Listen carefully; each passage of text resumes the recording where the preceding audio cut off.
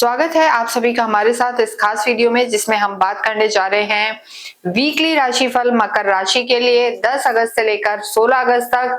और यहाँ अगर हम देखें तो मकर राशि के लिए समय बदलने वाला है, क्योंकि यहाँ पर गुरु अगर हम देखें तो आपके सप्तम भाव में उच्च के होकर विराजमान है और ये बहुत ही शुभ स्थान है गुरु के लिए और गुरु की शुभता बढ़ने वाली है, क्योंकि गुरु इस वीक में 12 तारीख को उदित अवस्था में आ जाएंगे। सबसे मेजर परिवर्तन है और मकर राशि के लिए यहाँ पर नेम फेम सब कुछ बढ़ने वाला है। साथ ही इनकी पॉजिटिविटी बढ़ेगी और जो कहीं ना कहीं कार्य रुके हुए थे, नहीं हो रहे थे, या हम कहेंगे कि कहीं ना कहीं शुभता में कमी थी, वो सब यहाँ पर बढ़ेगी, क्योंकि गुरु जो है एक नैसर्गिक सुख देने वाले प्लैनेट हैं। और आपके लिए जो अभी स्थान है गुरु का, यहाँ से सीधे वो अपनी लगन को भी देख रहे हैं और आपके लाभ भाव को भी देख रहे हैं। तो यहाँ पर आपका इनकम भी बढ़ेगा, आपका मान सम्मान भी बढ़ेगा और आप खुद भी काफी रिलैक्स और पॉजिटिव रहेंगे। तो ये स्थिति आपके लिए बेहतर है 12 तारीख को जब गुरु बदलेंगे। इसके साथ ही हम बात करते हैं साप्ताहिक राशिफल में चंद्रमा की, क्योंकि चंद्रमा एक ऐसे प्लैनेट है जो हर 2.25 दिन में बदलते हैं और हमारे लिए बहुत इंपॉर्टेंट है।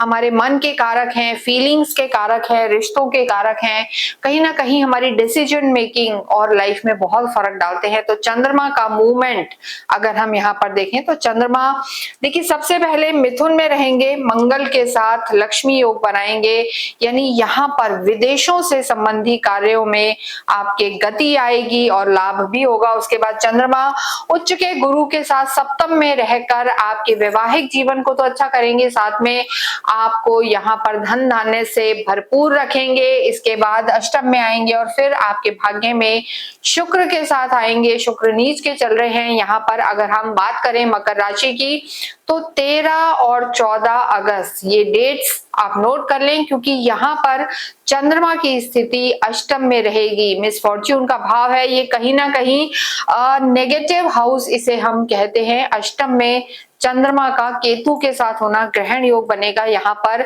आपको अपने स्वास्थ्य का ध्यान रखना है और 13-14 तारीख को कोई भी बड़ा डिसीजन नहीं लेना, ये बहुत ज्यादा इंपॉर्टेंट है। इसके अतिरिक्त अगर हम देखें तो यहाँ पर भाग्य में शुक्र का होना, लेकिन नीच के हैं, तो यहाँ पर आपको भाग्य का सपोर्ट जरूर मिलेगा।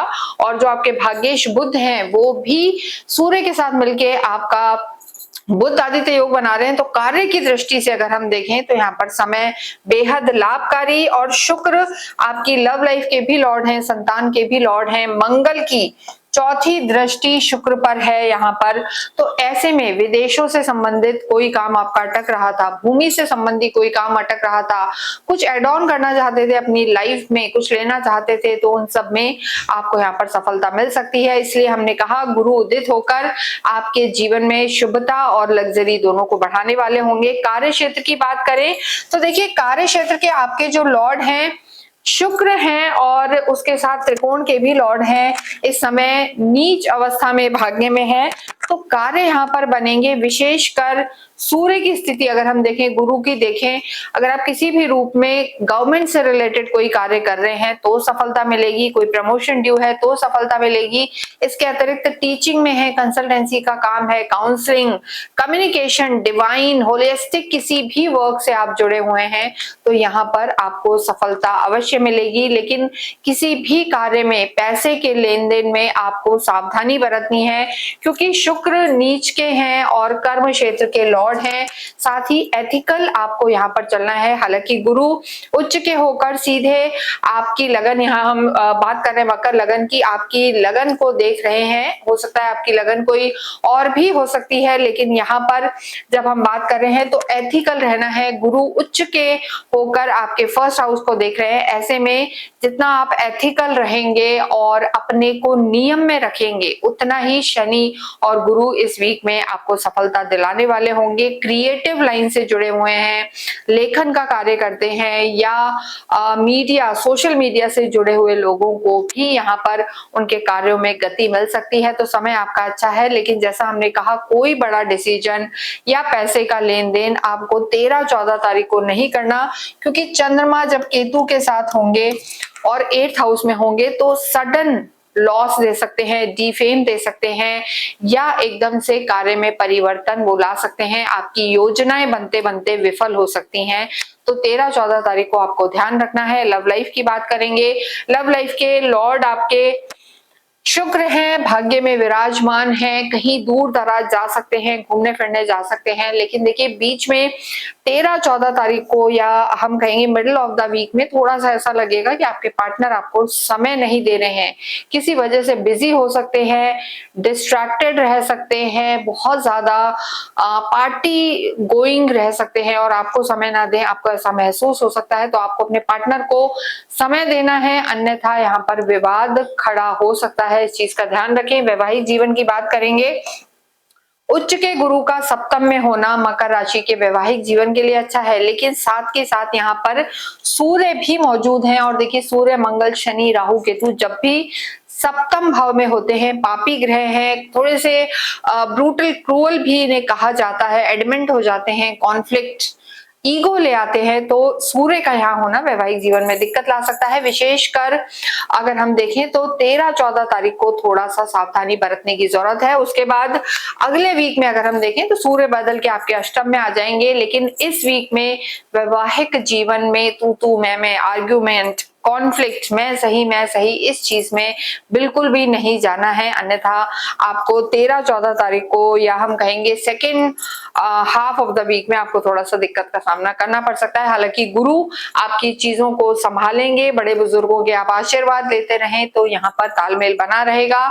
स्टूडेंट्स की बात करेंगे तो समय अच्छा है, स्पेशली विदेशों में जाके जो बच्चे पढ़ना चाहते हैं। देखिए शुक्र नवम भाव, ये कहीं ना कहीं ये हायर एजुकेशन का भी है। अगर आप किसी चीज में मास्टर्स करना चाहते हैं या किसी क्रिएटिव फील्ड में आप एक्सप्लोर करना चाहते हैं, और या गवर्नमेंट से रिलेटेड भी कोई तैयारी कर रहे हैं, सूर्य सीधे आपकी बुद्धि को देख रहे हैं। इस समय बुद्धि, विवेक, ज्ञान आपका बढ़ा रहेगा। गुरु सूर्य बुध की स्थिति बहुत अच्छी है। तो जो लोग हायर एजुकेशन में पढ़ना चाहते हैं, या कोई आपकी मनोकामना है कि मुझे उस यूनिवर्सिटी से पढ़ना है या ऐसा करना है, वहां पर आपका समय अच्छा रहने वाला है, विद्यार्थियों को लाभ होगा। लेकिन 13-14 तारीख को आपको थोड़ा सा ज्यादा मेहनत करनी पड़ेगी, उस समय मन आपका भटका रह सकता है। और संगति का ध्यान रखना यहाँ पे मकर राशि के लिए बेहद जरूरी है।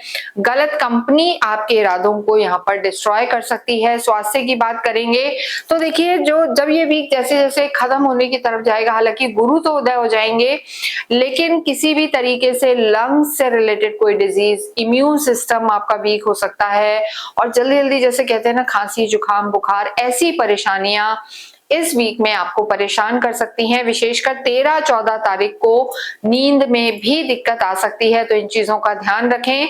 और ब्रीदिंग, अस्थमा वगैरह जिन लोगों को है वो थोड़ा सा यहाँ पर सावधानी बरतें, आपके लिए बेहतर होगा। इसके अतिरिक्त अगर हम और बात करें आपके धन धान्य की, धन धान्य आपके जो धन भाव के लॉर्ड हैं शनि है, और लाभ भाव के लॉर्ड मंगल की स्थिति यहाँ पर बेहतर है। लोन्स रीपे हो सकते हैं।